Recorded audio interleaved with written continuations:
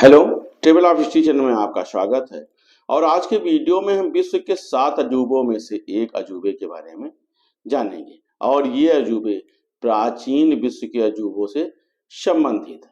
Artemis का मंदिर, जिसे कि डायना का मंदिर भी कहते हैं, एक यूनानी मंदिर है और प्राचीन विश्व के 7 अजूबों में से एक है। ये आज के तुर्की क्षेत्र में स्थित था। आर्टेमिस के मंदिर को आर्टेमिशियम भी कहा जाता है। पूजा का एक विशाल सुंदर स्थान, जिसे 550 ईसा पूर्व के आसपास उस समय के सबसे अमीर बंदरगाह इफुसुस शहर में बनवाया गया था। और ये बनने के बाद 200 साल तक अपने अस्तित्व में रहता है। फिर 356 ईसा पूर्व में आगजनी करने वाले हेरो स्टेट्स के द्वारा इस स्मारक को जलवा दिया जाता है और आर्टेमिस का मंदिर इसके बाद दोबारा बनवाया जाता है। जो ये दूसरा संस्करण होता है, ये काफी जटिल संरचनाओं से बनता है और यही दूसरा संस्करण विश्व के 7 प्राचीन अजूबों में से एक माना गया है। हम देखें तो प्राचीन यूनानियों के लिए आर्टेमिस एक देवी थी, जिसे कि रोम की देवी डायना के नाम से भी जाना जाता है। इन्हें अपोलो की जुड़वा बहन कहा जाता है। ये शिकार और जंगली जानवरों की एथलेटिक देवी थी। ये कुंवारी देवी भी मानी गई। इन्हें अक्सर धनुष और तीर के साथ चित्रित किया जाता था। हम देखें तो जिस इफुसुस शहर में ये मंदिर बना था, वो विशुद्ध रूप से यूनानियों का शहर नहीं था, लेकिन यूनानियों द्वारा इस क्षेत्र में 1087 ईसा पूर्व के आसपास एशिया माइनर पर एक उपनिवेश स्थापित किया गया था। इफिसुस में ग्रीक देवी आर्टेमिस को प्रजनन की देवी माना गया है और इन्हें मूर्त पूजक देवी साइबेले के साथ जोड़ा जाता है। इफिसुस के आर्टेमिस की कुछ मूर्तियां हमें एक महिला को खड़ी रूप में दिखाती हैं, जिसके पैर एक साथ बांधे गए हैं और कस के आपस में फिट हैं। उसकी दोनों बाहें सामने को फैली हैं।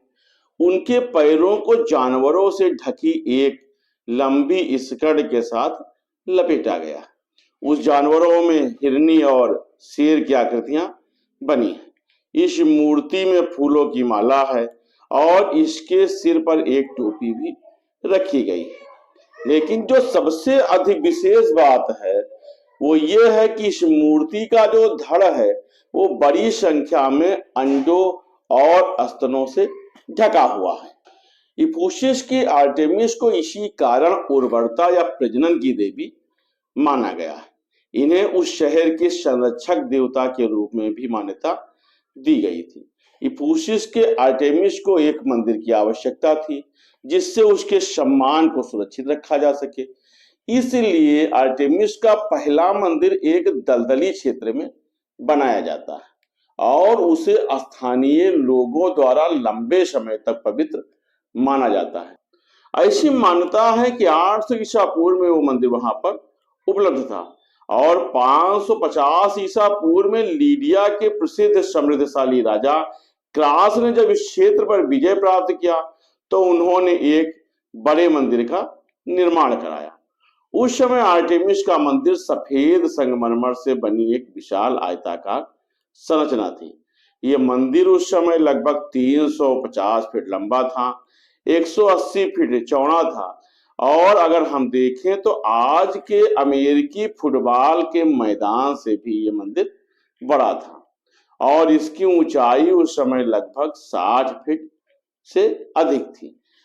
इस पर लगभग 127 स्तंभ बने थे और एथेंस में पार्थेनन के स्तंभों से यह स्तंभ लगभग 2 गुना ऊंचा बनाए गए थे। पूरा मंदिर स्तंभों से सुंदर नक्काशियों से बनाया गया था और उस समय के हिसाब से मंदिर असामान्य मंदिर माना गया है।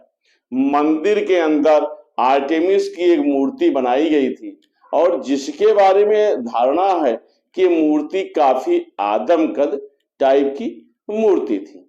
ये मंदिर बनने के बाद काफी समय तक वहां के लोगों के लिए पूजनीय और श्रद्धा का केंद्र होता है। उस समय इसे देखने के लिए लोग लंबी दूरी से वहां पर आते थे। और इसी कारण ये क्षेत्र उस समय काफी प्रॉस्परस या संपन्न क्षेत्र होता है। अपने बनने के बाद 200 वर्ष तक पूजनीय और श्रद्धा का केंद्र होता है और उस समय इसे देखने के लिए लोग दूर दूर से आते थे। इफुसिस शहर जो कि पहले से ही समृद्धशाली नगर था, इस मंदिर में आने वाले पर्यटकों के कारण और समृद्धशाली होता जाता है। इसके बाद एक घटना होती है। 21 जुलाई 356 ईसा पूर्व के आसपास हेरोस्ट्रेटस नाम का एक पागल आदमी, जो पूरे इतिहास में याद किए जाने के उद्देश्य से इस इमारत में आग लगा देता है। आर्टेमिस का मंदिर उसके द्वारा लगाई गई आग में पूरी तरह से खाक हो जाता है। इफोसियों और लगभग पूरी दुनिया के लिए यह कार्य अत्यंत निर्लज्ज और अपवित्र कार्य माना जाता है। हेरोस्ट्रेटस की यह धारणा होती है कि वो पूरी दुनिया में बुरे आदमी के रूप में जाना जाए और वह ऐसा काम करे जिससे उसे दुनिया हमेशा याद रखे। इफोसियों ने उसकी सोच को पूरी तरह से अमान्य करार दिया और उसके नाम को बोलने पर प्रतिबंध लगा दिया। उस समय उसे मौत की सजा दी गई और अपने सर्वोत्तम प्रयासों के बावजूद हेरोस्ट्रेटस का नाम उस समय इतिहास में सबसे नीचे चला जाता है। लेकिन आज 2300 साल से अधिक समय के बाद भी उसे याद किया जाता है।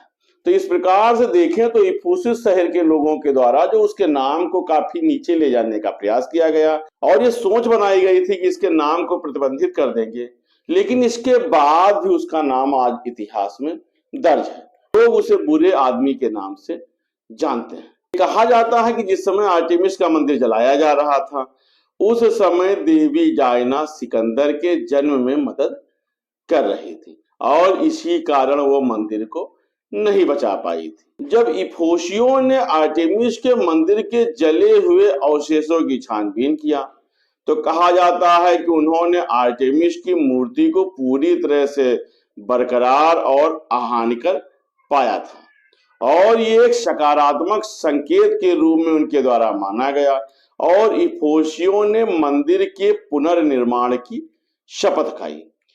पुनर्निर्माण में कितना समय लगा इसके बारे में कोई साक्ष्य उपलब्ध नहीं है, लेकिन धारणा है कि कई दशकों में यह मंदिर बनाया गया था।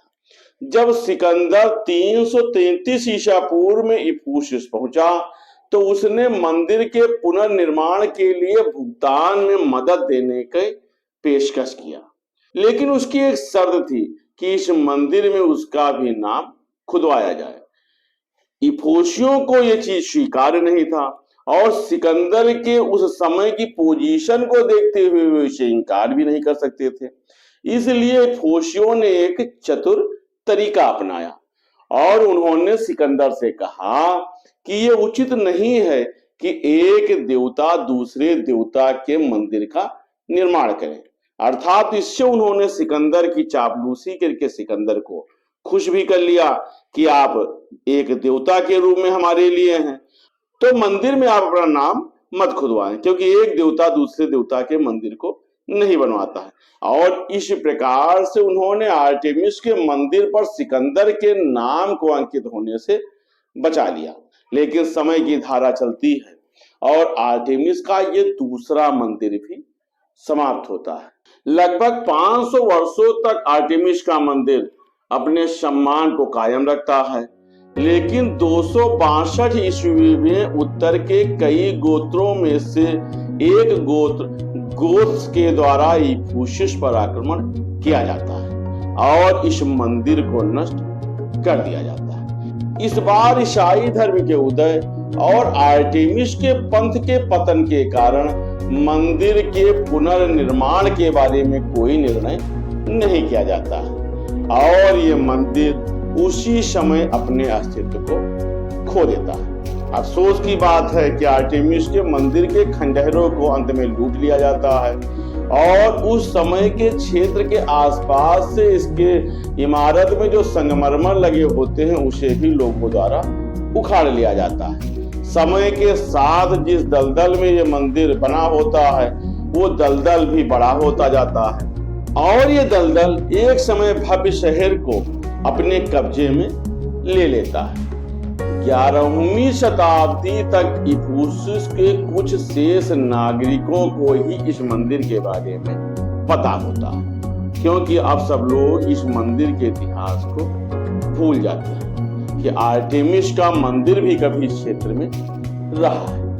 1864 में ब्रिटिश संग्रहालय ने आर्टेमिस के मंदिर के खंडहरों को खोजने की उम्मीद से इस क्षेत्र में खुदाई का निर्णय लिया था और जॉन टर्टलवुड के द्वारा इस मंदिर के आसपास के क्षेत्र को खुदवाया गया था। 5 साल की खोज के बाद वुड को अंत में 25 फुट दलदली मिट्टी के नीचे आर्टेमिस के मंदिर के अवशेष मिलते हैं। बाद में पुरातत्वविदों के द्वारा इस क्षेत्र की फिर से खुदाई की जाती है, लेकिन उन्हें इसके बाद कुछ भी नहीं मिलता। नींव वहीं रहती है जहां पर स्तंभ होता है, दलदल में कोई नींव या कोई स्तंभ नहीं मिलता है। और कुछ जो कलाकृतियां मिलती हैं वो आज के समय में लंदन के ब्रिटिश संग्रहालय में सुरक्षित रखी गई है। एक समय लगभग आज से 3000 साल पहले अपने भव्यता के कारण इतिहास में अपनी गौरव गाथा करने वाली इस मंदिर का आज कोई भी अवशेष हम लोगों को नहीं मिलता। इतिहास में प्राप्त स्रोतों के आधार पर इस मंदिर की विशालता के बारे में अध्ययन किया जाता है और इसी आधार पर इसे प्राचीन विश्व के 7 अजूबों में से एक माना गया है।